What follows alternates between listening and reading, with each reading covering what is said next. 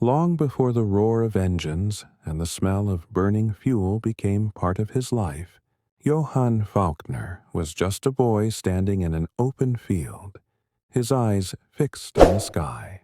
He was born in 1918, at the very end of the First World War, in a small German town surrounded by farms and forests. Germany was defeated, broken, humiliated. Men returned from war silent and wounded. Flags were taken down. Pride was replaced with shame. But Johann did not understand politics. He understood only one thing: the sky. Every time an aircraft passed, overhead, rare and distant in those years, Johann stopped whatever he was doing. He watched until it vanished into the clouds, his heart racing, as if something inside him was trying to fly away. His father had been an infantry soldier in the Great War. He hated uniforms, hated war, and warned Johann, "The sky is beautiful, son, but war lives there too." Johann listened, but the sky kept calling. A child of hard years. The 1920s were cruel to Germany. Inflation destroyed savings. Food was rationed. Work was uncertain. Johann helped his mother fetch water, repair shoes, and barter bread. At night, he lay awake listening to adults whisper about politics, hunger, and the future. Yet, even in those dark years, Johann built small wooden airplanes from scrap. He hung them from the ceiling, imagining them flying freely, untouched by borders, hatred, or defeat. Teachers described him as quiet, disciplined, and unusually focused. He was not a fighter. He was a thinker, but deep inside him, a dangerous dream was growing. The new Germany rises. By the early 1930s, Germany began to change again. Uniforms returned. Marching songs filled the streets. Promises of strength and revival echoed everywhere. Young men were told they could be part of something greater. When Johann first saw modern aircraft at an air show, his fate was sealed. Metal wings, powerful engines, speed that defied gravity. He was no longer just watching the sky. He wanted to own it. The decision. In 1937, Johann made his choice. Against his father's warnings, he volunteered for the Luftwaffe, not out of hatred, not out of ideology, but because the sky had claimed him. As he signed the papers, he felt pride and fear mix inside his chest. He knew flying was dangerous. He knew war was coming, but he believed, like many young men of his generation, that skill, honor, and discipline could control chaos. He was wrong. Johann Falkner did not yet know that the sky he loved would soon turn into a battlefield, that clouds would hide enemies, that fire would replace freedom, that every flight could be his last. For now, he was only a young man chasing a dream, and the war had not yet begun. Johann Falkner's first day at Luftwaffe training did not feel heroic. It felt terrifying.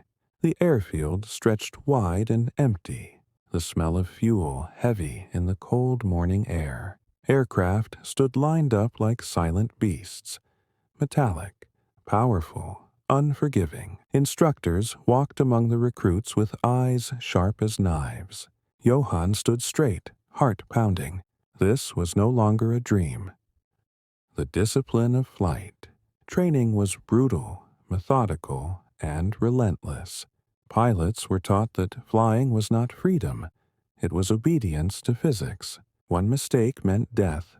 Johann learned engine mechanics by heart, emergency landings, navigation without instruments, discipline under pressure. Sleep was short.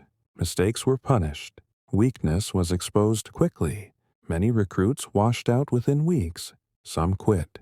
Some crashed. Some disappeared without explanation. Johann endured. The first solo flight. The day of his first solo flight arrived without ceremony. No applause. No encouragement. Just an instructor saying, "If you panic up there, you die." Johann climbed into the cockpit, hands shaking. The engine roared to life. The runway rushed beneath him. Then the ground fell away. For a moment, fear vanished. The sky wrapped around him like an old friend. Up there, everything made sense. He landed safely. That night, he couldn't sleep. Not from fear, but from realization. He belonged in the air. Crashes and coffins. Not everyone shared his success. One trainee misjudged a turn. His aircraft spiraled into the ground. Another stalled during landing. Wooden coffins appeared quietly at the edge of the base. Training continued. No memorials, no speeches, only new recruits filling empty bunks. Johann learned his first real lesson of war. Skill keeps you alive. Luck decides how long. The coming storm.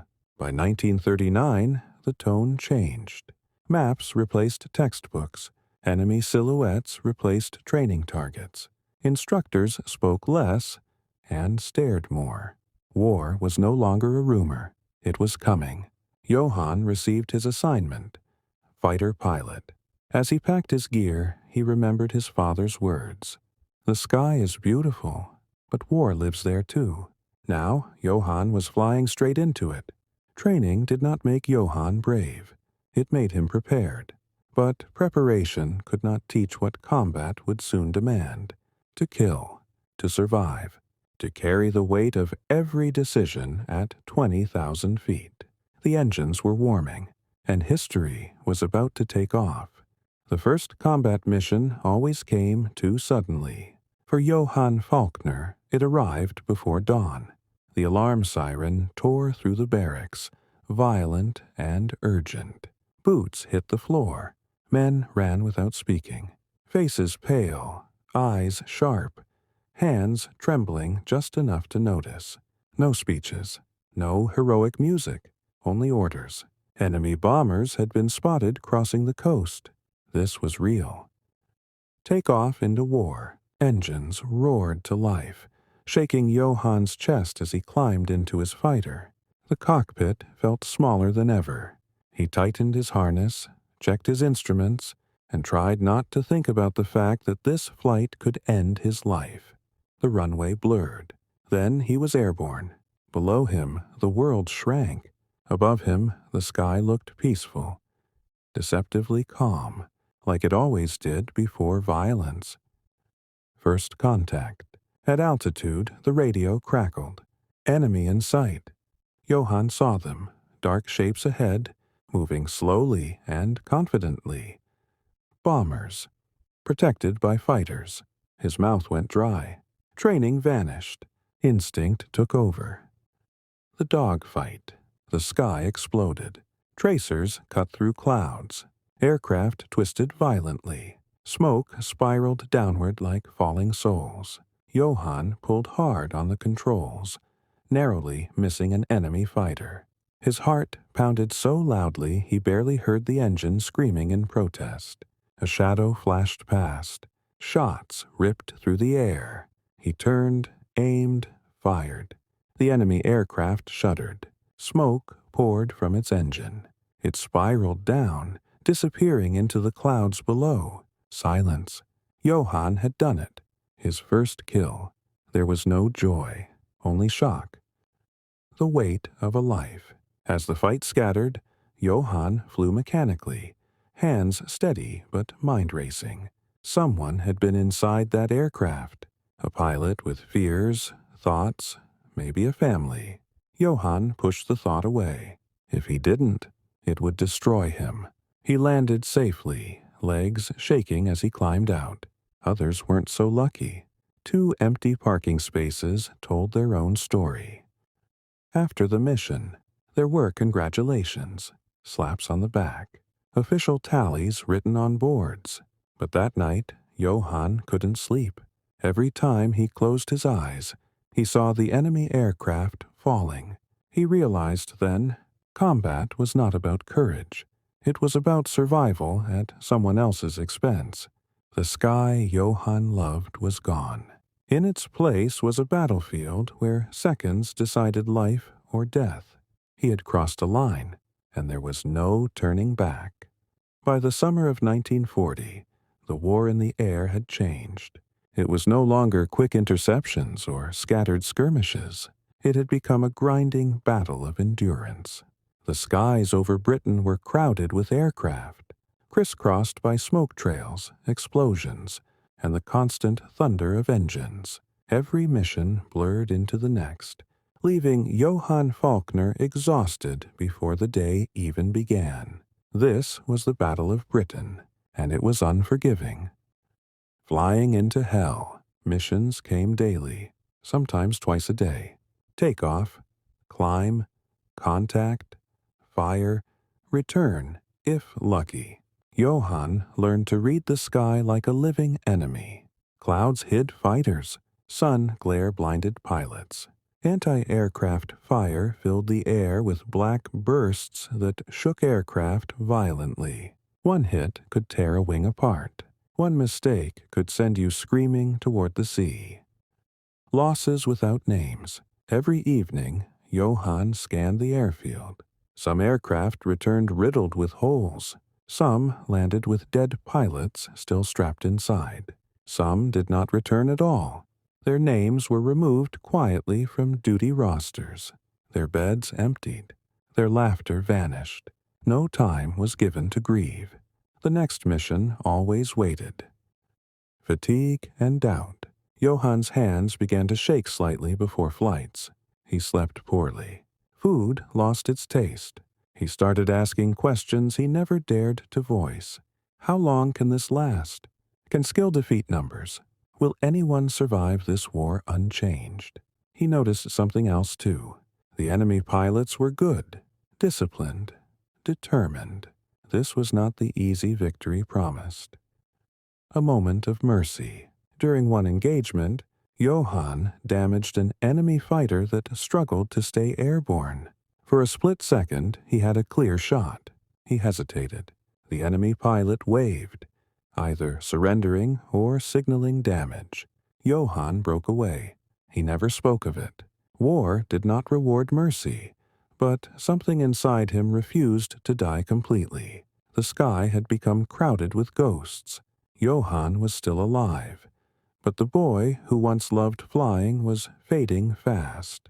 In his place stood a pilot hardened by smoke, fire, and loss, and the war was far from over. When Johann Falkner was transferred east in 1941, it felt like stepping into a different war. The airfields were rough strips carved out of frozen land. Snow covered everything. Runways, aircraft wings, even the men's thoughts. The cold was not an inconvenience. It was an enemy. This was the Eastern Front, and it would test Johann in ways the skies over Britain never had. A war without mercy. The scale shocked him. Endless land, endless targets, endless death. Here, battles were not measured in missions, but in survival through winter, hunger, and exhaustion. Aircraft froze overnight. Engines refused to start. Pilots flew with numb fingers and frostbitten faces. The enemy came in waves, and so did the orders. Flying in extreme conditions. Combat in the east was brutal and chaotic. Visibility vanished in snowstorms. Navigation was unreliable. Fuel shortages forced risky decisions. Push, on or turn back and abandon comrades below. Johann once landed with barely minutes of fuel left, his hands shaking uncontrollably as he shut down the engine. Another pilot landed too late. They buried him in frozen ground, unable to dig deep enough. The weight of numbers. Enemy aircraft seemed endless. Dogfights were larger, faster, deadlier. Johann scored victories, but each one felt meaningless against the sheer scale of destruction unfolding beneath him. Cities burned. Columns of refugees stretched across the snow. Trains loaded with soldiers and supplies became targets. From the air, war looked efficient. On the ground, it was hell. The loss of friends. Johann's squadron shrank quickly. A wingman vanished during a snowstorm. Another was shot down and captured. One crashed on landing after a long mission. Too tired to correct a small error, Johann stopped learning names. It hurt less that way. A pilot changes. Something hardened inside him. He flew with precision, discipline, and emotional distance. He followed orders without questions he once asked. The sky no longer belonged to him. It owned him. The Eastern Front stripped away illusions. There was no honor here, no romance, only endurance. Johann Falkner was still flying, but he had begun to understand a terrible truth. This war would not be won by courage alone, and winter had only just begun. By 1942, Johann Falkner had flown more missions than he could remember. Days blurred into nights. Victories were recorded. Losses were ignored. Fatigue became permanent. And then came the mission that changed everything. The fatal sortie. The weather was terrible. Low clouds, snow blowing sideways, visibility almost non-existent. Ground command still ordered the sortie. Targets had to be hit. Escorts had to fly. Johann's instincts screamed danger, but orders were orders. Minutes after crossing the front line, anti-aircraft fire erupted from below. Black bursts tore through the clouds like claws. His aircraft shuddered violently. Warning lights flashed. Engine power dropped. Falling from the sky, a shell fragment ripped through the fuselage. Another hit the wing. Smoke filled the cockpit. Johann fought the controls, struggling to keep altitude. His radio crackled with voices, some shouting, some silent forever. The engine failed. Suddenly, there was no roar, only wind. He aimed for a clearing between frozen trees, knowing a forced landing in these conditions was almost suicide. The ground rushed up.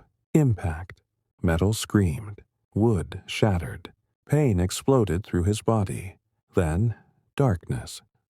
Between life and death, Johann woke to fire and snow.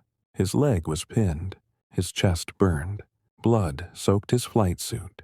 He dragged himself free seconds before flames consumed the cockpit. He collapsed. Hours later, medics found him barely alive. Many pilots died in crashes like this. Johann survived by chance alone. The hospital. He awoke in a field hospital, surrounded by wounded men. Burn victims, amputees, hollow-eyed survivors of battles no one would remember. His leg was broken, his ribs cracked. Shrapnel had narrowly missed his heart. Doctors told him quietly, "Another few centimeters, and you wouldn't be here." Johann stared at the ceiling for days. For the first time since the war began, he had nothing to do but think. The questions return. As painkillers faded, memories returned. The falling aircraft, the faces of lost comrades, the enemy pilot he spared. He asked himself the question he had buried for years. Why am I still alive? Was it skill, luck, or simply randomness? No answer came. A changed man. When Johann finally stood again, leaning on a cane, he felt older than his years. The war no longer felt endless. It felt pointless. Yet orders would soon come. Pilots were needed. The sky still demanded its Reich. Johann Falkner had fallen from the sky and survived. But something inside him had crashed with the aircraft. The pilot who believed in mastery and control was gone. What remained was a man who understood how thin the line between life and death truly was. And the war was not finished with him yet. When Johann Falkner returned to duty in 1943, the war he rejoined was no longer the war he had left. Germany was no longer advancing. It was holding on. Airfields were bombed regularly. Supplies were scarce. Fuel was rationed. Aircraft were repaired with mismatched parts and hope. Johann felt the difference immediately. This was no longer about victory. It was about survival. A different sky. Enemy aircraft filled the horizon. Better armed, more numerous, flown by confident pilots who knew the balance had shifted. Johann flew defensive missions now. Intercept. Delay. Protect what little remained. Every takeoff felt heavier. Every landing felt like a gift. New pilots, old fears. The cockpits beside Johann were often occupied by boys barely trained. They looked at him with awe. He looked at them with dread. He had seen how quickly the sky consumed the unprepared. On many missions, Johann watched young pilots vanish in fireballs before they fired a single shot. There were no speeches afterward, only silence. The war comes home.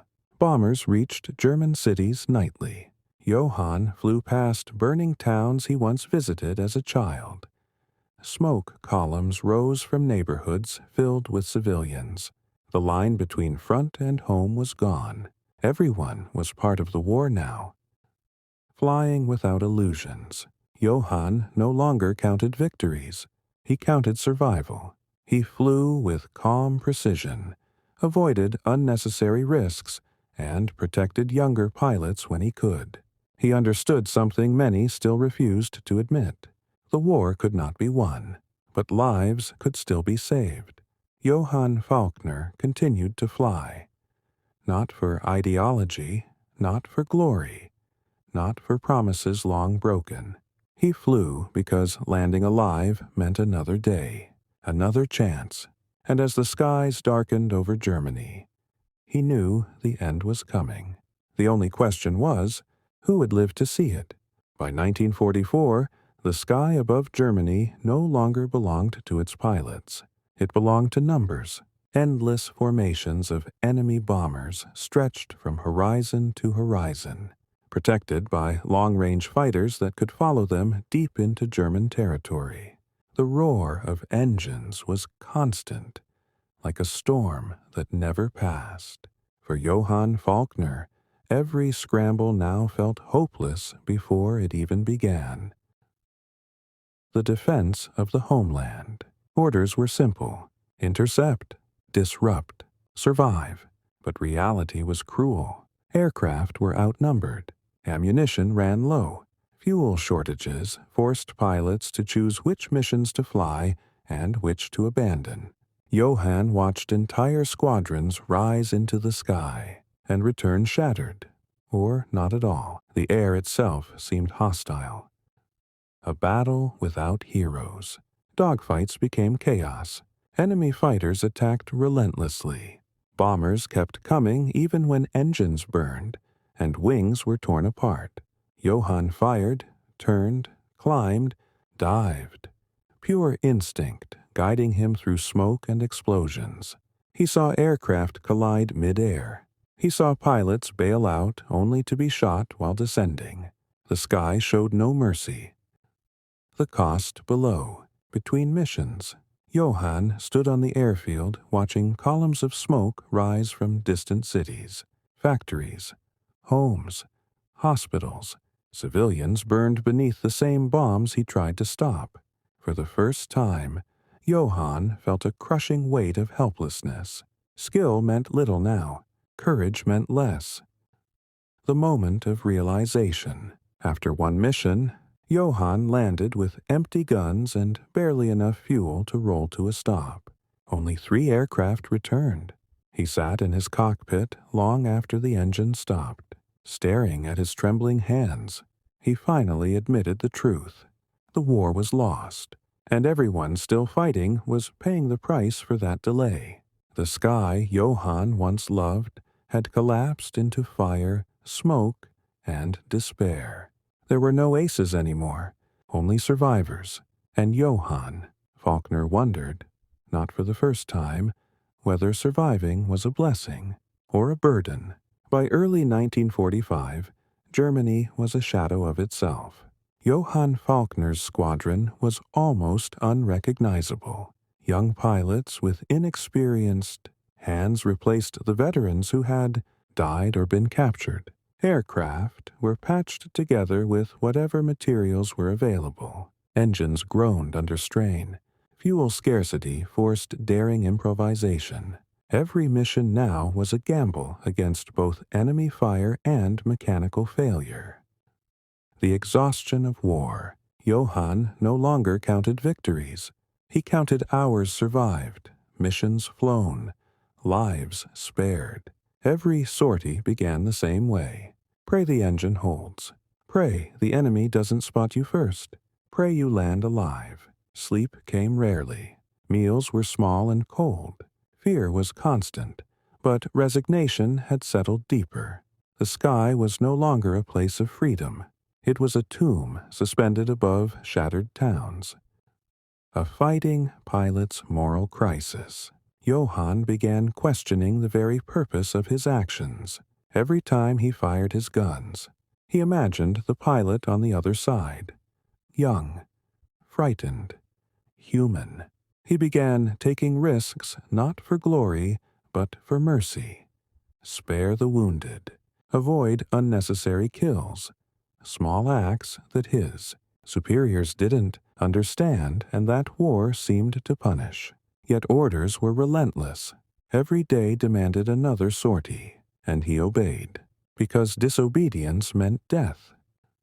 The final mission. On a bitter February morning, Johann received orders to intercept an Allied formation heading toward a German city. He climbed into his fighter, hands stiff from the cold, eyes dry from exhaustion. The formation was massive, far beyond what his squadron could hope to counter. The dogfight began almost immediately. Smoke filled the air. Engines screamed. Pilots fell from the sky. Johann maneuvered with all the skill left in his tired hands. One by one, enemy aircraft fell, but so did his comrades. A tracer round struck near his cockpit, shattering glass. He fought to maintain control. Hours passed like minutes. Then, a miracle. His aircraft, battered and smoking, still held together. He landed, shaking, alone, staring at the horizon. The war was ending, but the cost was etched into every face, every ruin, every scar. The lesson of survival. Johann Falkner had flown over continents of destruction. He had seen friends die, cities fall, civilians suffer, and he had survived. But survival was no celebration. It was a witnessing of horror, a burden carried quietly, a lesson in the fragility of life. The sky, once a playground, was now a reminder. Every flight could be your last, and every life was fleeting. The world Johann returned to was broken. The war ended not with fireworks or parades, but with silence. Johann Falkner returned to Germany in spring 1945, a country unrecognizable. Cities lay in rubble, streets littered with debris, and every building told a story of fire, bombs, and loss. The sky above was calm, almost serene. Birds returned where engines had screamed. Sunlight pierced clouds that had long carried smoke and death. Yet the calm was fragile, fragile as the lives that remained. Returning to life, Johann walked slowly through his hometown, boots crunching on broken bricks and shattered glass. He passed familiar streets, but everything was different. The bakery where he had once bought bread as a boy was gone. The school where teachers had praised his discipline had collapsed. Trees he had climbed as a child were burned or splintered. And yet, amidst destruction, life persisted. A few neighbors emerged from basements. Children played amid ruins, and survivors began to rebuild. The cost of survival. Johann carried memories heavier than any pack. Faces of friends lost in dogfights, pilots who never returned, civilians burned in air raids, all etched into his mind. He realized survival was not just living, it was bearing witness. Every scar, every story, Every flight remembered mattered. For Johann, flying had been freedom, duty, and terror all at once.